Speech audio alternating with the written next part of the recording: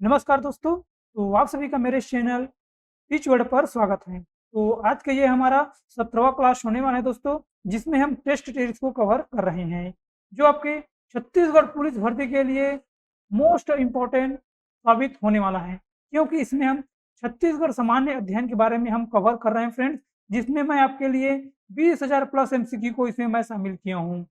तो आपके लिए बहुत संख्या में यहाँ पर मैं क्वेश्चन को ऐड किया हूँ फ्रेंड, जिससे आपका 30 से 35 क्वेश्चन पूछा ही जाएगा छत्तीसगढ़ से रिलेटेड। हर एग्जाम में दोस्तों जो छत्तीसगढ़ में होता है उसमें 30 से 35 क्वेश्चन पूछा ही जाता है। तो ये सेशन आपके लिए बहुत ही हेल्पफुल होने वाला है। हमारे सभी आने वाले क्लास को देखना न भूलना फ्रेंड्स, ताकि आपका जो एग्जाम की तैयारी है वो अच्छे लेवल की हो सके।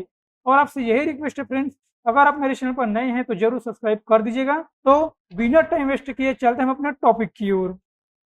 देखिए फ्रेंड्स, सबसे पहला हमारा प्रश्न है, 10 अगस्त 1942 को छत्तीसगढ़ के रायपुर में हुई हड़ताल के संबंध में निम्न में से कौन से कथन सत्य हैं? ये दोस्तों मैं पिछले वाले क्लास में इसको मैं होमवर्क के रूप में दिया था। तो इसका आंसर क्या है? तो इसका आंसर है friends option number D. Chhattisgarh college के विद्यार्थियों ने जुलूस निकाला और हड़ताल कराई। तो ऑप्शन नंबर डी हमारा करेक्ट आंसर है। अब इसको हम थोड़ा डिटेल में देख लेते हैं। 10 अगस्त 1942 को छत्तीसगढ़ के रायपुर में रणवीर सिंह शास्त्री के नेतृत्व में छत्तीसगढ़ महाविद्यालय के विद्यार्थियों ने भारत छोड़ो आंदोलन के समर्थन में विशाल जुलूस निकाला और हड़ताल कराई। तो इसका आंसर है ऑप्शन नंबर डी। अगला क्वेश्चन, सूतनुका नामक देवदासी का उल्लेख किस शिलालेख में हुआ है? सूतनुका नामक देवदासी का उल्लेख किस शिलालेख में हुआ है? तो किसमें हुआ है दोस्तों? ये आपका Jogimara. Option number B right answer है।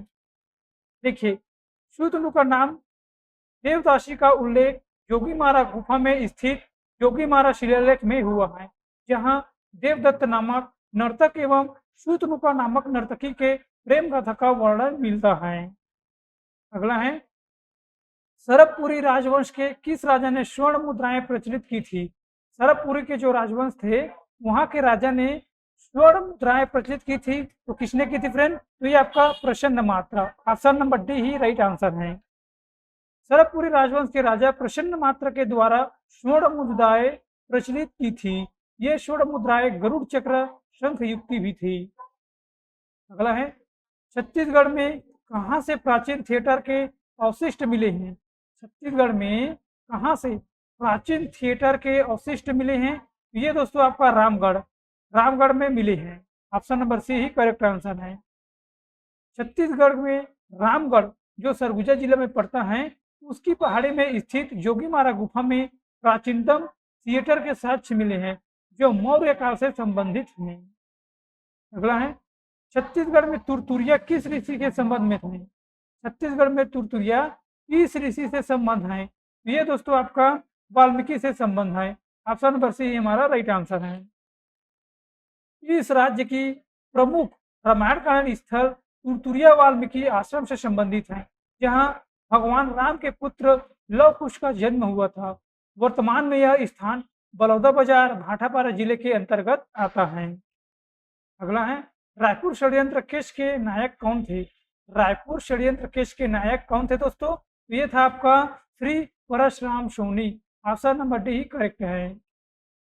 रायपुर षड्यंत्र केस के नायक श्री परशुराम सोनी थे और रायपुर षड्यंत्र 1942 में प्रारंभ हुआ था। अगला क्वेश्चन, सविनय अवज्ञा आंदोलन के दौरान दयावती बाई किस स्थान की सत्याग्रही थी? तो ये महासमुंद के स्थान के सत्याग्रही थी। ऑप्शन नंबर सी करेक्ट है। सविनय अवज्ञा आंदोलन के दौरान दयावती बाई ने महासमुंद के तमोरा नामक स्थान की सत्याग्रही थी। तमोरा जंगल सत्याग्रह तिथि 9 दिसंबर 1930 को दयावती ने मार्ग अवरुद्ध कर रहे ब्रिटिश अधिकारी को तमाचा मारा था।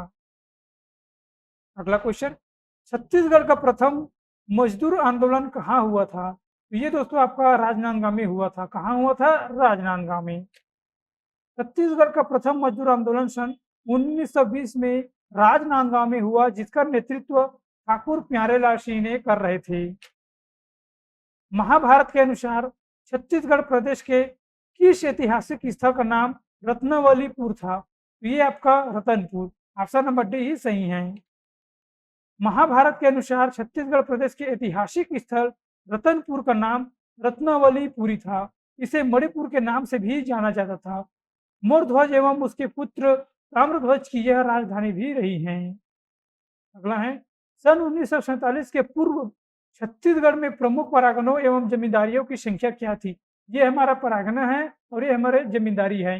तो 9 परागना 27, 7 परागना 29 जमींदारी, 11 परागना 25 जमींदारी थी या फिर 13 परागना 23 जमींदारी थी। तो ये दोस्तों आपका ऑप्शन नंबर ए 9 परागना और 27 जमींदारी थी। ऑप्शन नंबर ए ये हमारा राइट आंसर है।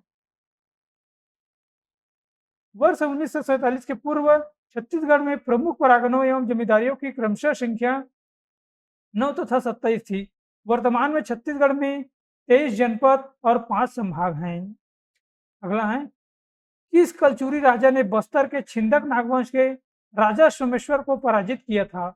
ये है आपका जाज्जल्यदेव प्रथम को।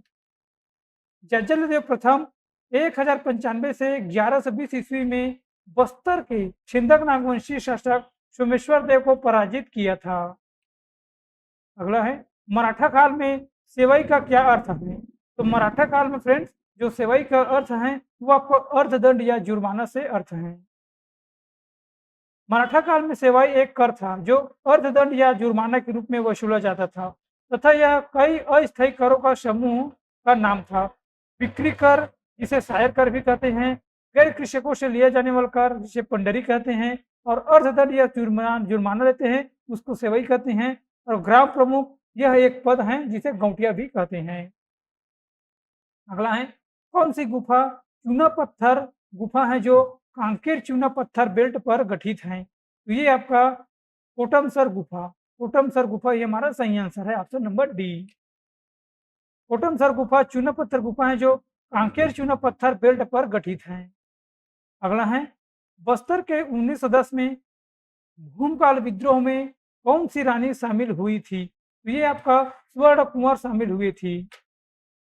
बस्तर में हुए 1910 में भूमकाल विद्रोह में रानी सुवर्ण कुंवर शामिल हुई थी। 1909 में दशहरे के दिन ककोड़ी ग्राम में एक गुप्त भी सभी का आयोजन किया गया। इस सभा का आयोजन भैरम देव की विधवा राजमाता सुवर्ण कुंवर देवी और कालिंद्री सिंह थे। इस सभा का आयोजन भूमकाल विद्रोह की रणनीति तैयार करने के लिए किया गया था। अगला है, सातवाहन वंश के पदाधिकारियों का पद नाम छत्तीसगढ़ के किस स्थान के अभिलेख से प्राप्त हुआ है? तो ये आपका किरारी से प्राप्त हुआ है। सातवाहन वंश के पदाधिकारियों का नाम छत्तीसगढ़ के किरारी अभिलेखों से प्राप्त हुआ है। इस अभिलेखों को बिलासपुर जिले के किरारी गांव में हीरा बांध तालाब से प्राप्त किया गया था। ब्राह्मी लिपि में लिखे हैं कि इस अभिलेख में शासकीय अधिकारियों के नाम और पद का भी उल्लेख भी है। मई 1920 में बिलासपुर जिला राजनीतिक सम्मेलन के अध्यक्ष कौन थे? तो ये दोस्तों आपका ई राघवेंद्र राय थे। मई 1920 में बिलासपुर जिला राजनीतिक सम्मेलन के अध्यक्ष ई राघवेंद्र राव थे। इस राजनीतिक सम्मेलन में राघवेंद्र राव द्वारा जलियांवाला बाग हत्याकांड का विद्रोह किया गया था तथा ओजस्वी भाषण दिया गया। परिणाम स्वरूप गंगाधर गोपाल दीक्षित के नायक तहसीलदार का पद त्याग भी दिया था। अगला है, ब्रिटिश शासनकाल में ईस्ट इंडिया कंपनी के रुपये को छत्तीसगढ़ में कानूनी रूप से कब लागू किया गया था? तो ये 1855 में किया गया था। ब्रिटिश शासनकाल में ईस्ट इंडिया कंपनी के रुपये को छत्तीसगढ़ में कानूनी रूप से 1855 में लागू किया गया था। जो 5 जून 1855 को मराठा कालीन नागपुरी रुपया बंद कर ईस्ट इंडिया कंपनी के सिक्के प्रारंभ किए गए। 1 मई 1855 को कंपनी का नया सिक्का जारी किया गया। तभी सरकारी भुगतान कंपनी के रुपये में ही किया जाने लगा। अगला है, मराठा काल में परागणों के फसलों की दशा एवं अन्य सूचना भेजने वाले अधिकारी का पद का क्या नाम था? तो इसका नाम था आपका बड़कर। ऑप्शन नंबर सी हमारा करेक्ट आंसर है। मराठा काल में परागणों के फसलों की दशा एवं अन्य सूचना भेजने वाला अधिकारियों का पद नाम बड़कर था। यह सभी मामलों की जानकारी कम विस्तार तक पहुंचाता था। फडणवीस का कार्य आय व्यय का हिसाब रखना था और फडणवीस दफ्तर का प्रमुख अधिकारी होता था। अगला है, धमधा के गोंड राजा के विद्रोह के समय नागपुर के भोसला प्रशासक कौन थे? तो ये आपका रघुजी तृतीय थे। अगला है, धमधा के गोंड राजा के विद्रोह के समय नागपुर के भोसला शासक रघुजी तृतीय ने और विद्रोह का कारण जिल्हेदार की शोषणकारी कार्य एवं नीतियों थी। इस विद्रोह का दमन कृष्णराव अप्पा ने अंग्रेजों के सहयोग किया और रघुजी तृतीय के शासनकाल में छत्तीसगढ़ में हुए अन्य विद्रोह कौन कौन से विद्रोह हुए दोस्तों? रघुजी तृतीय के शासनकाल में बरगढ़ के जमींदार का विद्रोह 1833 से 1845 तक हुआ और तारापुर का विद्रोह 1842 से 1854 और मेरिया विद्रोह 1842 से 1863। अगला है, 1928 ईस्वी में रायपुर में स्थापित यूथ लीग के निर्माणकर्ता में नहीं थे, मतलब कौन शामिल नहीं थे? तो ये आपका वामन राव लाखे शामिल नहीं थे। रायपुर में स्थापित यूथ लीग के निर्माणकर्ताओं में वामन राव लाखेर शामिल रही थी। यूथ लीग का निर्माण कर्ताओं में ठाकुर प्यारेलाल सिंह, यति यतनलाल जैन और मौलाना अब्दुल रऊफ शामिल भी रहे हैं। इसका उद्देश्य था राष्ट्रीय आंदोलन में